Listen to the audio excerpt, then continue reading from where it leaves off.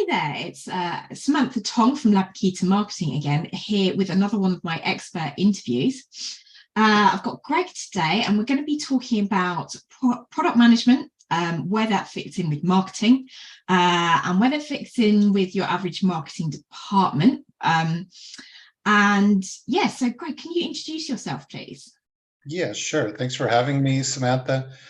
I've been doing product management now for over 20 years. I was a PM in really huge software companies like IBM, Microsoft, then went to work for SAP. I'm American, but I've lived in Germany for quite a while now.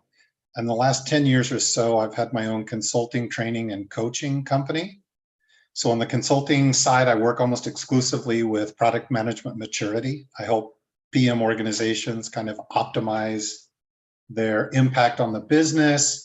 And then I coach all kinds of people. I do personal coaching.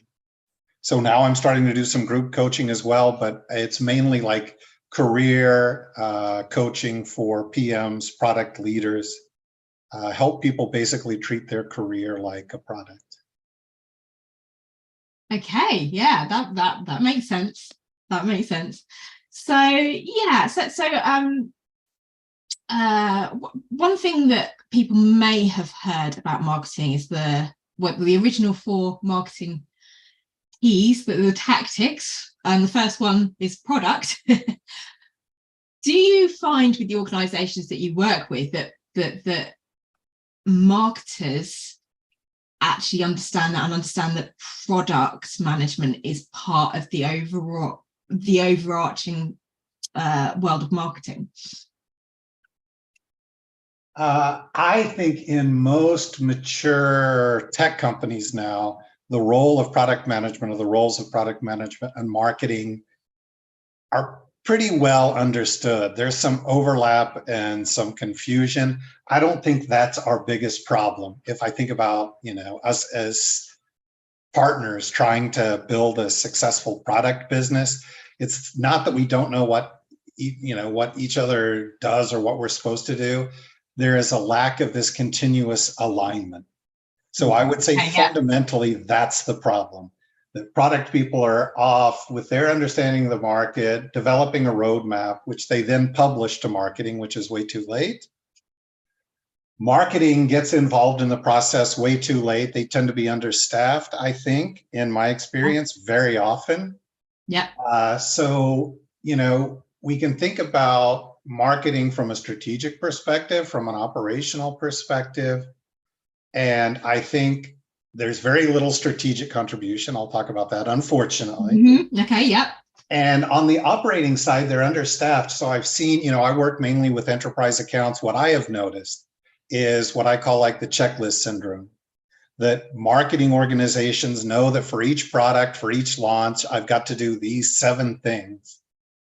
And they do those kind of in a perfunctory way so that, the real value, the real differentiation of the product, and I would love to come back, by the way, to differentiation, but really valuable information doesn't make it into the positioning and messaging, which is really oh my word, unfortunate. It's like almost kind of chat GPT generated stuff. Like, yeah, it makes sense and nobody's going to argue with this, but it doesn't address like really the key value of the offering. That's my experience. And I have plenty of criticism on the product side as well.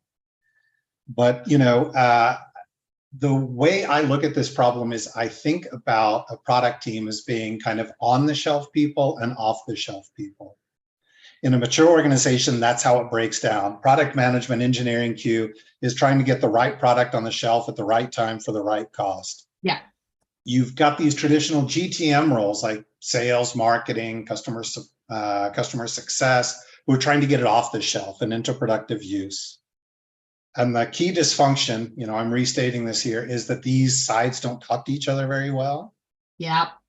And by the way, marketing is special because it has a role in both on the shelf and off the shelf, theoretically. Yeah, it should, absolutely. Right? They should be giving what I always wanted, or my position is that marketing should be providing strategic insights into the market. they should help product managers understand the market. What are the big opportunities?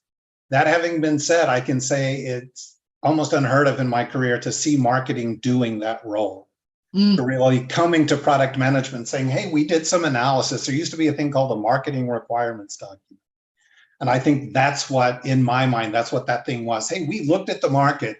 We don't get all this product stuff, but these are the trends. This is the size. These are the big opportunities. Now product people go figure out, what problems this implies and how you can solve them.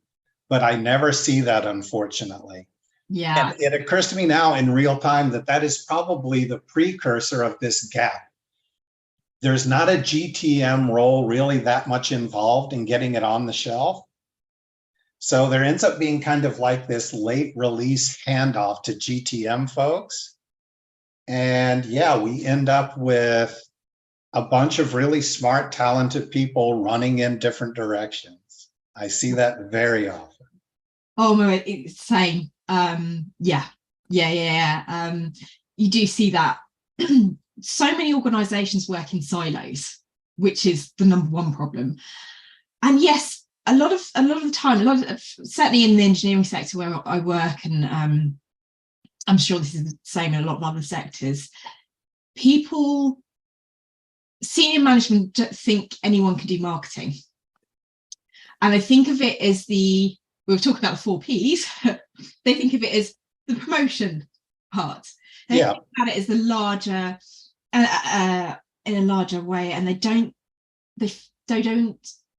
value or realize necessarily that marketers should be strategic, which is where quite often I come in, especially smaller companies. They have the promotions people, but they don't have strategists. And absolutely, we should be helping the product development cycle, because the information should be coming from the marketing department to let you know what features are important to target audience, what benefits them, what are their KPIs that they care about, key performance indicators. What is it that's going to make our products be, or from the actual product point of view, be differentiated in the market? Because otherwise the product guys are just kind of guessing and thinking, well, I would like this, so let's do this. Yes, some product people are guessing. A lot of them are doing their own research. Yeah. And we are overloaded. There's so many tasks that we have to do. Actually making sure these things get implemented is more than full-time work, working closely with engineering, doing these other things. So I believe it definitely represents a missed opportunity. And I would put a slightly finer point on that and saying what I would like to see marketing focusing on is, for our market, what are the key segments? So this is another universal failure, is very precisely segmenting the market and figuring out where we can be 10 times better than anybody else. And then for the segments we want to target, what are their biggest challenges and which one of those represent the biggest opportunities? Just like an opinion, just a stack rank list that said, these are their biggest challenges. This is where we think the opportunities are. And then product people, good product people, know how to take that and take these kind of requirements and turn them into a great product. Absolutely. And I'm chartered. I've done all my Chartered Institute of Marketing qualifications. And this is the first stuff we taught at like certificate level. It's the basics that people forget to go back to: the segmentation, targeting, and positioning. It is essential, and that needs to go across the board, across all the other departments, in order to get that right. And obviously the product is absolutely key to that. If you don't have a product that a segment wants, if you can't position that, then you're not going to sell it. You've got a product sitting on the shelf that you spent an awful lot of money on R&D on and isn't going to go anywhere. Yeah, it's an interesting kind of thought exercise to think, would you rather have an average product with great marketing, or a great product with average marketing. Neither is ideal, but I tend to think in brutal triage, I would rather have an average product with great marketing. I see a lot of things being sold. If you can somehow differentiate it, position it the right way, at some point the product can catch up. You know what I mean? If you can get that adoption. So yeah, most product managers probably undervalue the potential contribution of marketing in their defense. They're frustrated with the practical experience. And I think you touched on that as well. I said it, marketing tends to be underfunded, I think, which is insane. Because if you get right people, the return on investment is just massive. It's, if we think about person hours, it's a fraction of what a product manager and engineering spend building the product, right? Financially, it can be a pretty big investment depending on what you're doing. But in terms of just return on investment on people's time, it's such a no-brainer to hire like great people. And an insight that I have had recently, this is something that after, 20 years is just really hitting home with me, is that product managers, marketing, sales, GTM folks need to speak the same language. They don't, so they talk past each other a lot, I think. And really there is like one topic that everybody should be focused on, everybody should get, it should be a rallying point, and that is differentiation. Yes. Right? So, in tech circles, we talk a lot about innovation, but if innovation doesn't generate differentiation, it's a distraction. We are commercial, right? We're commercial entities. We are not, I haven't worked for a research organization yet. So innovation for the sake of innovation makes no sense. And what I am trying to, and this is just in the last few months, really coach product managers to do now, is to use that as this rallying point and go to sales, go to marketing and say, look, guys, we all want to be differentiated. That is what is going to allow us to win in the market. So let's actively manage it. Let's think about how we're differentiated today. Let's think about the messaging around that, because they're often unaligned. We're claiming differentiation that doesn't really exist, and prospects and customers see through it instantly. So, and it ties in all the other things we've talked about, like you want to differentiate, that should be a segment by segment analysis. There might be some general kind of differentiation. By the way, as I started thinking about this, as I start talking to people, what I realize is that product people tend to focus on functional differentiation. What are the new features I can build? What are the new products? And that tends to be very short-lived. Those things don't last. Your competitors will find an alternative. They will just copy you or whatever. It's things around like brand that really stick. I worked for these power vendors, and without a doubt, our biggest differentiator was our brand. Prospects would rather do business with us than other people because of the reputation. So yet another argument for having really strong like marketing people who understand the brand, who can build this kind of sustainable differentiation. And by the way, I call that non-functional differentiation.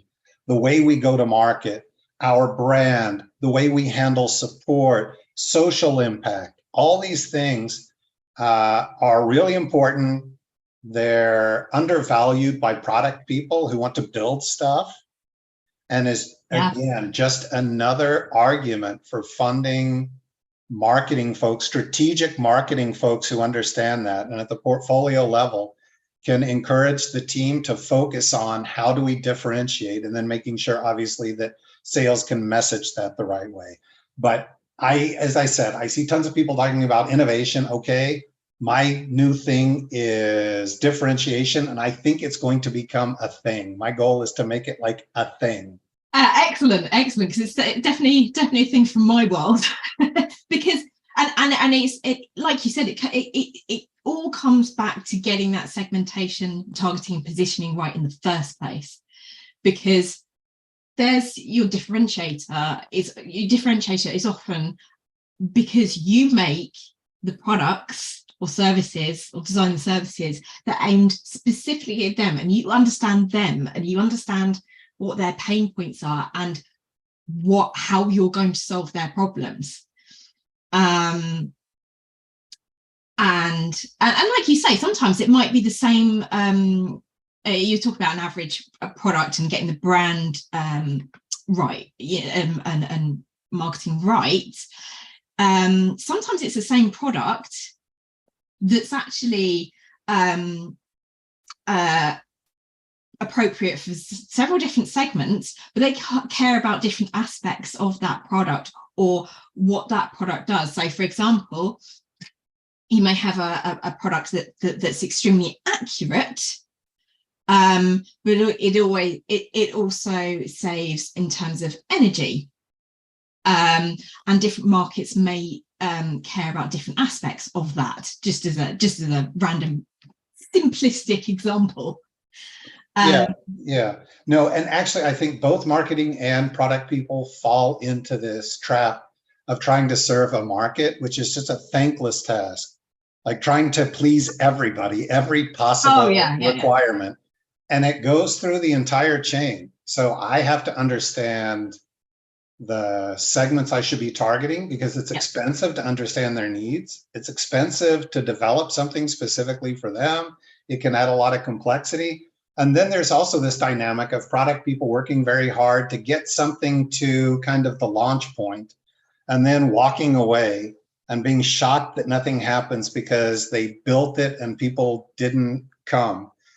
So we have to have this other hand clapping of, now that we have it, we have to message it the right way and to the right people. So this idea of segmentation allows all of us to focus. If we can express differentiation at that level, now we've got something. If we can get product people, marketing, and sales just aligned around this idea of differentiation at the segment level, I really believe it would revolutionize a lot of businesses. Not overnight, but rapidly, that there would be much greater progress than if you were to like double down on just product or double down on GTM. It's alignment of these things at the segment level that we're probably missing. Yeah, I see that a lot. And I have to admit, I was guilty of this to a certain extent myself until fairly recently. I'm a lot better at giving advice and following my own advice. And I recently went through this, well, not that recent, but relatively recently went through this myself. And like, okay, well, I was a bit woolly in terms of my segmentation, targeting, positioning. Now that I'm very much positioning the business towards the engineering sector, it's so much easier to look at what my different, Labakita Marketing's differentiators are in that segment. It's a service rather than a product, but it's the same principle. Absolutely. And yeah, you can see some very quick results working with clients, thinking about the strategic level of marketing, not just jumping straight in and throwing mud at the wall. Marco, I mean, that's how most people think about marketing that I run across. Yes. It's a bunch of people writing nice copy, which is really a shame. And I think that is like a key takeaway from this discussion, is that product management tends to be heavily engaged with engineering. We have to be, to get things out the door. If I think about the GTM, go-to-market disciplines, that tends to be very exceptional communication. Like when there's a launch or there's a customer problem or there's an event coming up, it's not in due course. So what I encourage product managers to do, I think they have to be the hub of the product team. They have to step up and they have to find a practice that allows them to have strategic conversations with go-to-market particularly. And there's a practice that I took away from, my work at these companies called a business review. And it might be quarterly, 3 times a year, where product management and the GTM folks sit down and the agenda is clearly strategic. So you go around the room, each person talks about what they're up to, what their key challenges are. Then we look at the product strategy. We look at how we're executing. We look at what is holding us back, what are our impediments, but that we force ourselves to have some strategic conversations. And again, a simple practice, this isn't like a 30-minute meeting. It's probably more like a half day or a few hours. A lot of people resist it. Salespeople, are always busy, blah, blah, blah. But I got to believe just this simple practice could really change businesses. Within a year or two, you will start seeing just like magic happen as Absolutely. these people align. Because I guess leadership in a lot of cases has no idea how unaligned these disciplines really are, Well, and yeah. how they are creating incentives for them to be misaligned, right? Yes. Yes. And you often see, I often run workshops that are kind of similar to what you're talking about. They're not necessarily, there will be product people in the room, there will be segment people in the room, sales people in the room, but we're usually looking at the brand proposition for the entire organization, but it could be at product level actually. And yeah, there've been a few situations where I've seen senior people in the room going, shouldn't they already be talking to each other? or you see, or they might even senior people in the room going, I didn't know our products did that, or I didn't know our customers were focused on that area. And sometimes it's the marketing people saying that, which is worrying. But it's really important to get together in that room to understand the customers, understand their needs, understand what differentiates you, and therefore what you should be saying to the market. It's kind of basics. But it doesn't happen if you don't get in the room together, and far too many organizations work in silos. Sure. And that is part of what good leaders should be doing. I think some practical guidance is getting the on the shelf and off the shelf people in a room periodically, and leadership should be asking, tell me what you guys are doing to stay strategically aligned. Describe it to me. And that is a tough question the first time, because the answer is probably nothing. There will be a lot of stammering and looking at each other. And as a leader, what you can do is first ask the question, raise awareness, and then use your experience to help develop this practice where every once in a while we put all the operational stuff aside and we make sure that we are aligned strategically. And there are a lot of other practices around validating strategy, validating roadmaps, where we can have this strategic conversation and what I believe should be explicit sign off. Yeah. That marketing and sales say, okay, I like this roadmap. I get it. I am confident that if we do this, we will be successful. And I can tell you, probably not 1% of organizations in the world do. That's a scary thought. And another thing, I don't know if you've ever come across this, that I've seen is they're given personal development KPIs or targets to hit their bonuses or to get their pay increases and so on, that sometimes contradict each other in different departments. So they end up kind of working against each other. I think that's a leadership thing as well, but they need to make sure that people's targets are aligned and are at a strategic level. Yeah, absolutely. And probably the most prominent example of that, and at a certain extent, it makes sense, but there's some nuance that's required. And that's, encouraging salespeople to just sell at sell anything they possibly can. So in their defense, a lot of times there's not an explicit strategy to manage to. In that case, product managers find themselves in a position that they can't really push back. So they have a strategy, at least in mind. They can't execute on it because sales is just all over the place, selling to people we shouldn't be selling to. So it makes their numbers, and that's all well and good. But over the lifetime of the product, and maybe it was a post from you, I recently responded to a post about this. Most organizations don't really capture how much it costs them to acquire and keep, at least in the enterprise, and keep a customer. So we have no sense of profitability at the customer level. And so if we're not careful, we can easily sell to people that it is not in our best interest to sell to. Absolutely. It's in sales' best interest because they make their quota. But now we have like this poor fit, a mess, a very squeaky wheel that drains a lot of resources, creates a lot of confusion. And it all comes down to this root cause of we are not there's leadership, there's a dearth of leadership, and we're not encouraging people to do what's strategic. Yes. Yeah. And I think sometimes, like you say, it's the KPIs, it's way too simplistic for the sales guys. And I think sometimes it's because they don't have that coordination with the marketing department, so they don't understand, they're not given the information they need in order to make those strategic decisions. They're just, oh, well, I guess I've got to sell as much as possible, and that's about it.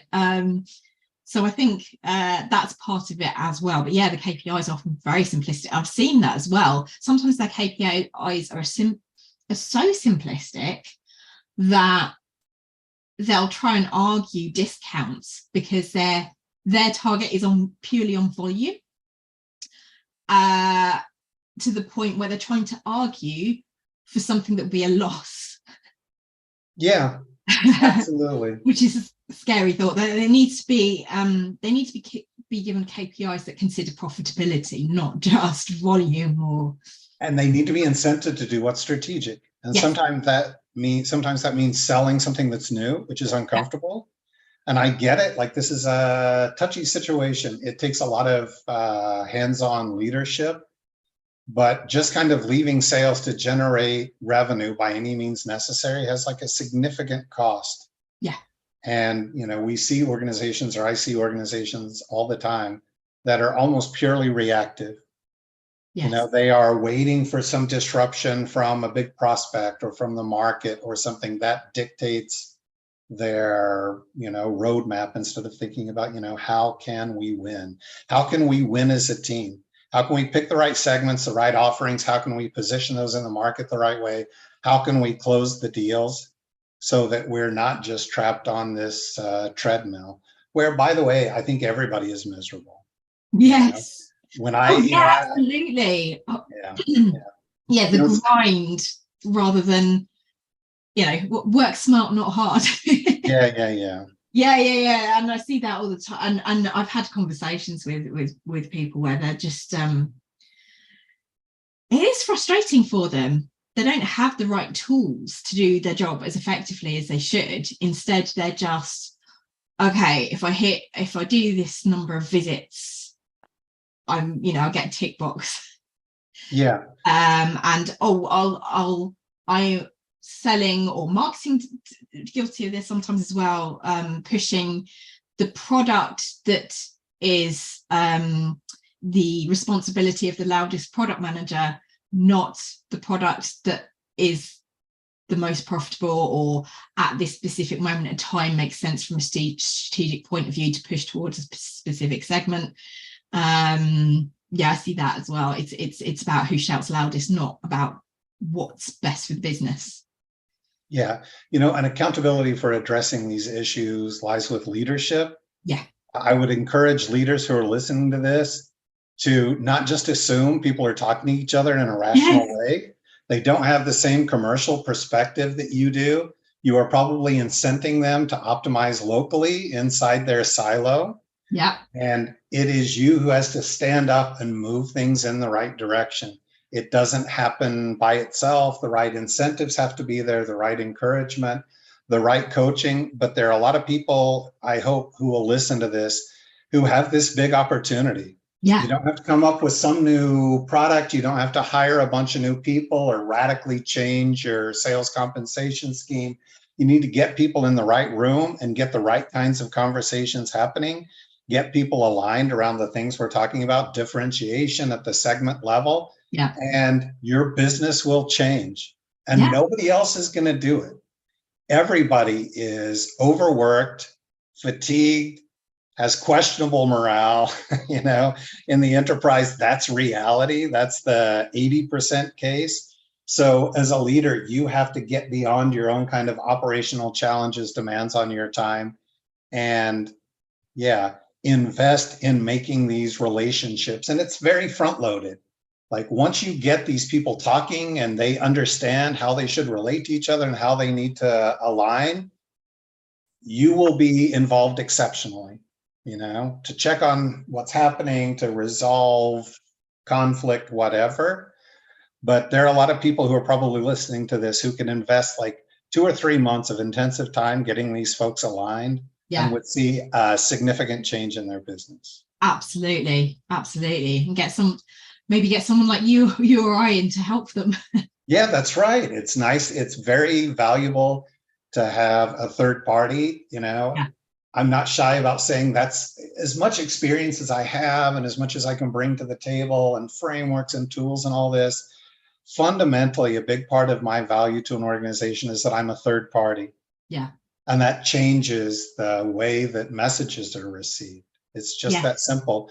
So it could be a really inexpensive investment to bring somebody in, to look around, to leverage their experience with a lot of organizations, basically deliver a bunch of semi-obvious messages to people, but it definitely has an effect. There are less wise investments one could make.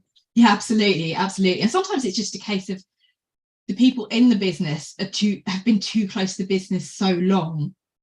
It's almost, why change? Even if, like you said, they're miserable, it's the grind, it's that there's a better way of doing things. Sometimes it's just you're so involved, it's hard to take that step back, whereas someone like you or I, we're already a step back. Yeah, we don't really have so much a direct skin in the game. Yeah. And these organizations have histories and they cloud judgment, they create mistrust. And bringing in somebody that you trust, who knows what they're doing, on the surface may seem little expensive. I've seen a lot of price sensitivity, but if you look at the size of the business, it's a drop in the bucket and the impact that it can have. You know, again, the high order bit is as a leader, making sure that people get together and talk, bringing in somebody who can help you underscore that message and use examples from their previous experience. Yeah, it's kind of business-wise, I think, a no-brainer. Yeah, I agree. Which brings me to my final question. Do you currently have anything to plug? Let's see. I always have stuff to plug. So I do maturity assessments for big organizations. I have a structured framework. Grab a bunch of data and calculate a maturity score for your organization and create a backlog to move towards kind of continuous improvement. That's a big offering. I have just started doing group coaching. So I coach people at all levels, but I am definitely moving towards doing product leadership coaching. And soon we'll announce something around like, you know, group coaching for product leaders. Being a product leader can be a very lonely business. Yeah. So hearing from others, sharing experiences. So people can go to prickril.com to see kind of the consulting side of my business. And for coaching and training, they can go to coachpms.com. I have like a 9-week program that I've developed for product management organizations. So no shortage of things to plug. Take a look at my site. I think sites, I think they do a pretty good job of laying it out. So thanks for asking. Fantastic. I will put your links on my website when I publish this, so people should be able to find you. I'll stick it up on, if you have to discover this on YouTube, I'll put them there as well. So brilliant. Thank you so much, Greg. That's been a really, I think it's been a really good conversation. Great. Thanks so much, Samantha. Always great to talk to you. And thank you everyone for watching. Bye for now.